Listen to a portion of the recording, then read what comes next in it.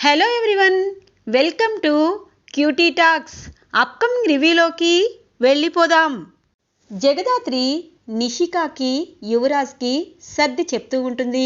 చూడు యువరాజ్, నువ్వు నిషి ముందు సోనీతో క్లోజ్గా ఉంటే నిషికి కోపం రాదా?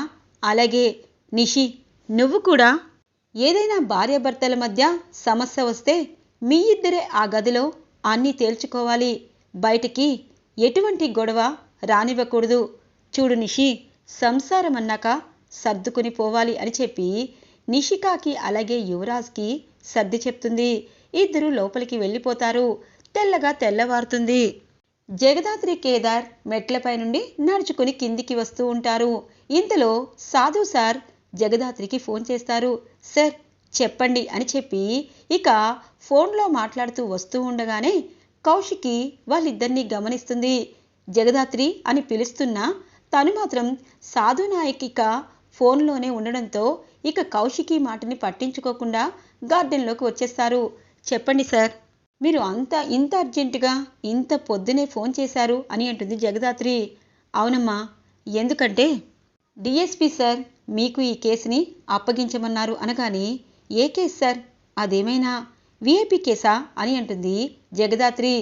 అవును జేడి, విఐపి కేసు లాంటిదే, కానీ చాలా క్రిటికల్ కేస్.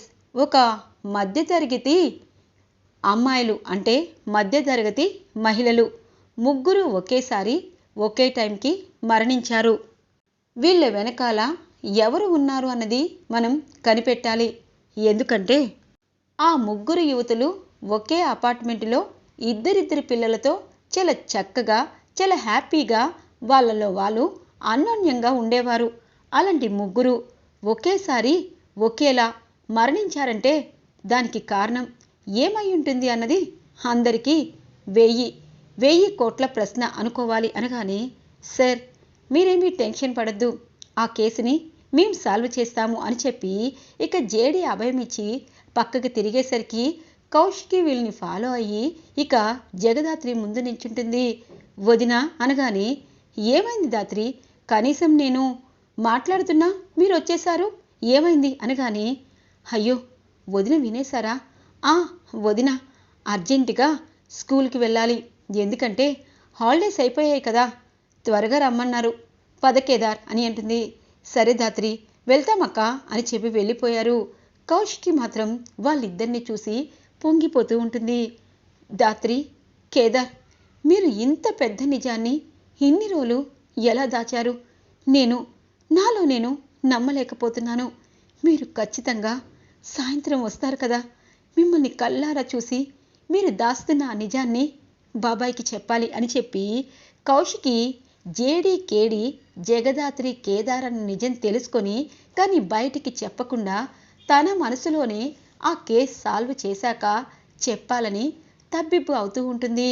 ఇక జగదాత్రి కేదార్ చాలా సమస్యల నుండి తన్ని ఎలా కాపాడారు, జేడీ కేడీ కాపాడారని తను ఎంతగానో అనుకున్నా జేడీ కేడీలాగా మా ఇంట్లోనే జగదాత్రి కేదార్ ఉన్నారా? నిజంగా ఇది నమ్మలేకపోతున్నాను అని చెప్పి ఇక కౌశికి చాలా హ్యాపీగా ఫీల్ అవుతుంది.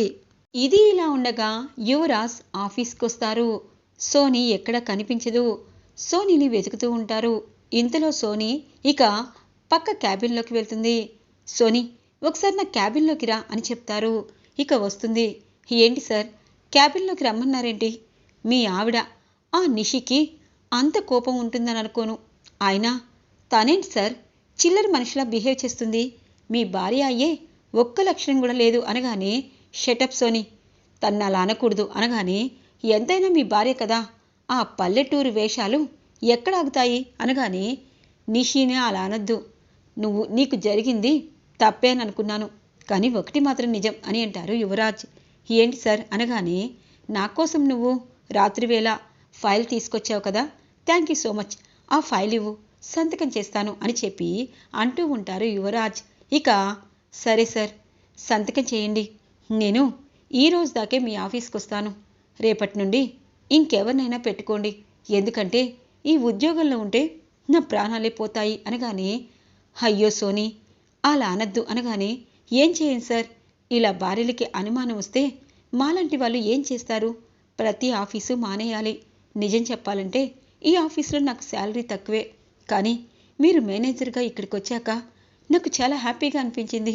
మిమ్మల్ని చూడగానే సొంత మనిషిలా అనిపించింది అనగానే సోనీ మాటలకి బుట్టలో పడిపోతారు యువరాజ్.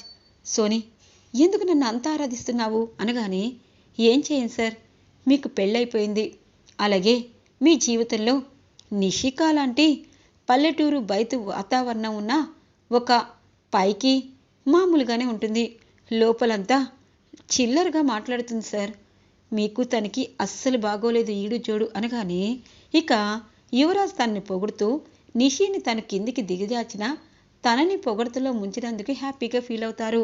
సోనీ, ఇప్పుడు నిషి వస్తుంది, ఒకవేళ వచ్చినా తన ముందే నిన్ను నేను గౌరవిస్తాను, అప్పుడు నీకు ఓకేనా? ఇక నువ్వు ఈ ఆఫీస్కి ఏమీ సెలవు పెట్టకుండా ఇక నువ్వు రాకుండా ఉండకూడదా అనగానే, సార్, మీ భార్యాభర్తల మధ్య గొడవ పెట్టాలని నాకు లేదు, కానీ నిషి అలా బిహేవ్ చేస్తే నాకు భయం వేస్తుంది, అందుకే ఆఫీస్ మానేయాలనుకుంటున్నాను. మీరు నాకు సపోర్టుగా ఉంటే నిజంగా నాకు హ్యాపీగా ఉంటుంది సార్ అని అంటుంది సోనీ. ఇది ఇలా ఉండగా ఇటువైపు వైజయంతి, అటువైపు నిషి ఇద్దరు బాధపడుతూ ఉంటారు. అత్తయ్య, ఏంటి సమస్య? ఆ చిలకమ్మ గురించి మీరు ఆఫీసులో యువరాజ్ పక్కన ఆ వయ్యలాడి ఏం చేద్దాం అనగానే, ఏందమ్మి, మనం ఇలా కూర్చుంటే ఏమొస్తుంది, దీని సంగతి తర్వాత చెప్తా గానీ ముందు ఆఫీస్కి పదా అని అంటుంది. ఎక్కడికత్తయ్యా అని అంటుంది. ఆఫీస్కి లంచ్ తీసుకొని వెళ్దాము అని చెప్పి అంటుంది ఇక వైజయంతి. ఇద్దరూ కలిసి యువరాజ్ ఆఫీస్కి లంచ్ తీసుకొని వస్తారు. ఇక అత్తయ్య, మీరు బయట కూర్చోండి, నేనే యువరాజ్కి ఈ లంచ్ ఇచ్చి ప్రేమగా తినిపిస్తాను, నా మీద కోపం పోతుంది అనగానే, అమ్మి, ఇలాగుండాలి, నేను ఈ మధ్య తప్పు చేస్తుండాను, మీ మామయ్య నన్ను చిరాకించుకుంటున్నాడు, తనకి ఇన్నాళ్ళ ప్రేమగా మాట్లాడాలి, అప్పుడే ప్రేమగా ఉంటారు, ఇదంతా నీకు చెప్పలేను, వెళ్ళెళ్ళు అని అంటుంది వైజయంతి. ఇక నిషిక క్యారియర్ తీసుకొని ఇలా డోర్ ఓపెన్ చేయంగానే అటువైపు సోనీ అలాగే యువరాజ్ నవ్వుతూ మాట్లాడుకుంటూ ఉంటారు. ఒక్కసారిగా నిషి, ఏంటే నువ్వు ఇంకా ఆఫీస్ మానలేదా అనగానే యువరాజ్ నిషి చెంప పగల కొడతాడు. ఏంటి నిషి, ఏమనుకుంటున్నావు? రావడంతోనే ఇదేమన్నా బజార్ అనుకుంటున్నావా, చేపల మార్కెట్ అనుకుంటున్నావా? ఇది ఆఫీస్, ఇక్కడ మేనేజర్ నన్న సంగతి మర్చిపోయావా? తను ఒక పిఏ, తను నేను కర్స్ వర్క్ చేస్తాము, ఇంకా నువ్వు ఇలా ఎందుకు ఆలోచిస్తున్నావు అనగానే, ఏంటి యువరాజ్, నన్ను కొడతావా అనగానే, కొట్టడం కాదు, ఇలా అనుమానిస్తే ఏదైనా చేస్తాను, అసలు నిన్ను లంచ్ ఎవరు తీసుకురమ్మన్నారు అని అంటారు. సోనీ లోపల నవ్వుకుంటూ, సార్, నిషీనే అనగానే, వసే, నువ్వే కదా యువరాజ్తో కొట్టించావు, నిన్ను చంపేస్తాను అనగానే, నిషి, మర్యాదగా నువ్వు వెళ్ళకపోతే రేపటి నుండి ఈ ఆఫీస్కి నేను రాను, సోనీ ఈ ఆఫీస్లో ఎంప్లాయ్, పిఏ, తాను లేకపోతే వర్కే జరగదు, నువ్వు వెళ్ళు అని అంటారు. యువరాజ్ అని చెప్పి గట్టిగా అరుస్తుంది. ఇంతలో వైజయంతి వచ్చి, హబ్బోడా, ఏమైంది, ఆఫీస్లో ఎలా అరుస్తున్నారు? ఓ, ఈ అమ్మ, ఏందమ్మీ, ఏమైంది అనగానే, అత్తయ్య, దీన్ని మీరు ఇంకా ఉద్యోగం నుండి తీయలేదు, ఇది ఏం చేస్తుందో అనగానే, హలో మేడం, నేనేం చేస్తాను, ఇలా నా గురించి తప్పుగా అంటే నేను ఊరుకోను అని అంటుంది. నీ సంగతి నాకు తెలిసే, నిండా ముంచేసేదాకా ఇలాంటోళ్ళు మునిగిపోతారు, చెప్తాను అని చెప్పి నిషి కోపంగా ఇంటికి వస్తుంది. బట్టలు సర్దుకొని ఇక తన పుట్టింటికి వెళ్ళిపోతుంది నిషి. ఇది ఇలా ఉండగా సాధు సార్ కేసు ఇవ్వడంతో జేడీకేడీగా ఇక తమ డ్రెస్సుల్లోకి వచ్చేస్తారు కేదార్, జగదాత్రి, ఇక జేడీ. ఈరోజు మనం ఈ కేసుని సాల్వ్ చేయాలి అని అంటారు జేడీ.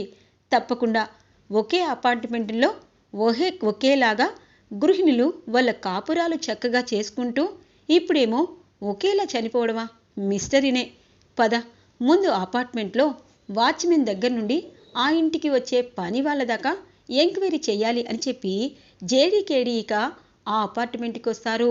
ఇక ముగ్గురు గృహిణులు ఒకేలా చనిపోవడం అంతా పరిశీలిస్తారు. ఇక పోస్ట్ మార్టంకి పంపించి అక్కడున్న పని వాళ్ళని అందరినీ కనుక్కుంటారు. అయ్యో, వాళ్ళు ముగ్గురు ప్రాణ స్నేహితులు, చాలా సంతోషంగా ఉండేవారు, వాళ్ళు గుళ్ళకి అలాగే పెద్ద పెద్ద షికారు ఊర్లకి అలా హోటల్స్కి వెళ్ళేవారు, కానీ ఈ మధ్య వాళ్ళు సరిగా మాట్లాడుకోవటం లేదు, అలాగే వాళ్ళు ఎక్కడికి వెళ్ళట్లేదు అని చెప్పి ఇక అందరూ చెప్తూ ఉంటారు. ఏమై ఉంటుంది? చాలా రోజులు చాలా హ్యాపీగా ఉన్న వీళ్ళు ఇప్పుడు ఒక 10 డేస్ నుండి ఎవరికి వాళ్ళు యమునా తీరులా ఉంటున్నారా? వాళ్ళలో వాళ్ళకేమైనా గొడవలయ్యాయా అని అంటారు జేడీ. ఏమో తెలీదు. ఒకప్పుడు ప్రాణ స్నేహితులు, వాళ్ళ భర్తలు కూడా చాలా హ్యాపీగా ఉండేవాళ్ళు.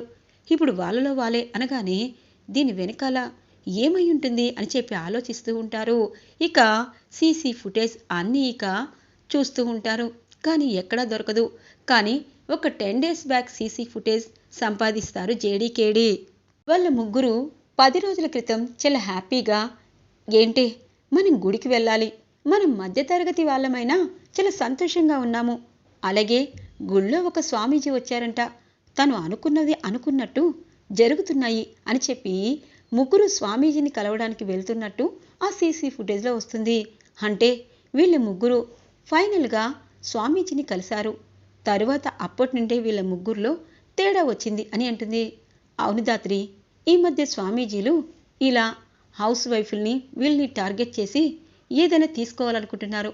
కానీ ముగ్గురు ఒకేసారి అనగానే సరే జేడి, ఖచ్చితంగా ఈ కేసుని మనం త్వరగానే సాల్వ్ చేస్తాము. ముందు ఆ స్వామీజీ ఏ గుళ్ళో మక్కం పెట్టారో తెలుసుకో అని అంటుంది. ఇందులో రమ్య వచ్చి పలానా గుళ్ళో అని చెప్పగానే స్వామీజీని సీక్రెట్గా ఎంక్వైరీ చేస్తారు ఇక జేడీకేడీ.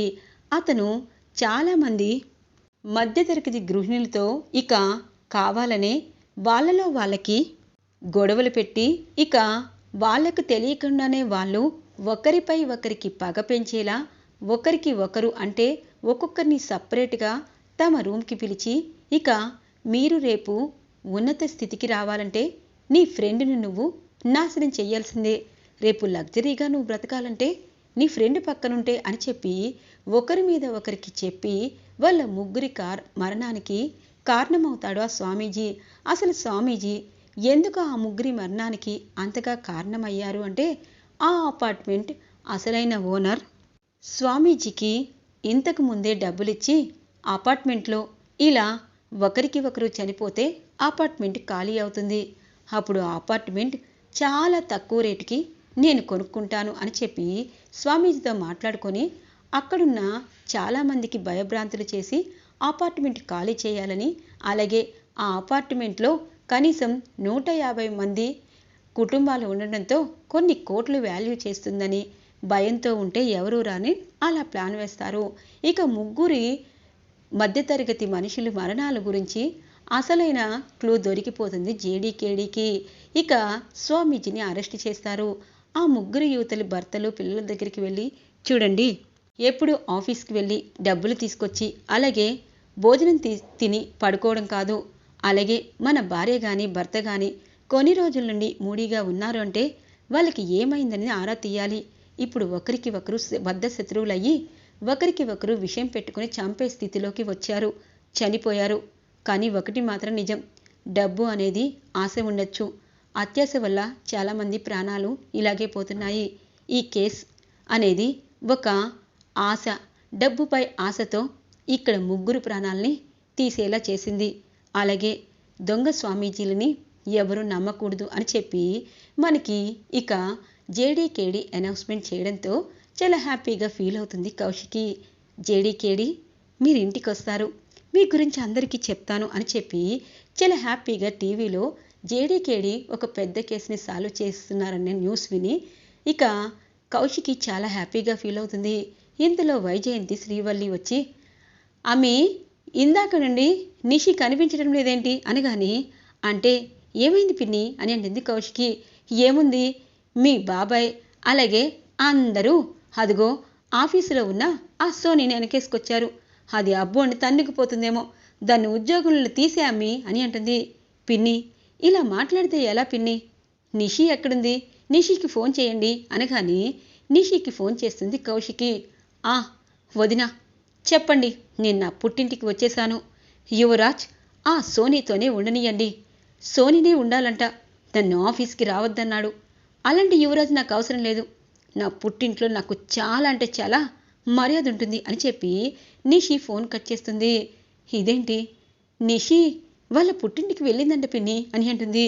అయ్యో హబ్బోడి జీవితం ఆ పనికి మాలిన దాని మూలన ఇలా అవుతుందని అనుకోలేదు. చూసావా కౌశికి అని అంటుంది. ఇంతలో జేడీకేడి మామూలు రూపంలో వస్తారు. ఇక వాళ్ళ గురించి చెప్పాలన్న కౌశికి ఆగిపోతుంది. ఏమైంది అత్తయ్య గారు అనగానే, ఏమవుతుంది, అందరూ నిషిది తప్పని అనేసరికి అది పుట్టింటికి వెళ్ళింది. ముందు ఆ సోనిని ఉద్యోగం నుండి తీసేయండి అని అంటుంది. చూడండి, విషయం తెలీదు, ఏమైంది అనగానే ఆఫీసులో జరిగిందంతా చెప్తుంది. నిషిని నేను తీసుకొస్తాను, మీరేమీ టెన్షన్ పడద్దు అని చెప్పి ఇక జగదాత్రి తన పుట్టింటికి బయలుదేరుతుంది నిషిక కోసం. ఈరోజు రివ్యూ ఇలా ఇంట్రెస్టింగ్గా ఎండ్ అవుతుంది ఫ్రెండ్స్. రాబోయే రివ్యూ కోసం మా ఛానల్ని సబ్స్క్రైబ్ చేసుకోండి. Thanks for watching friends.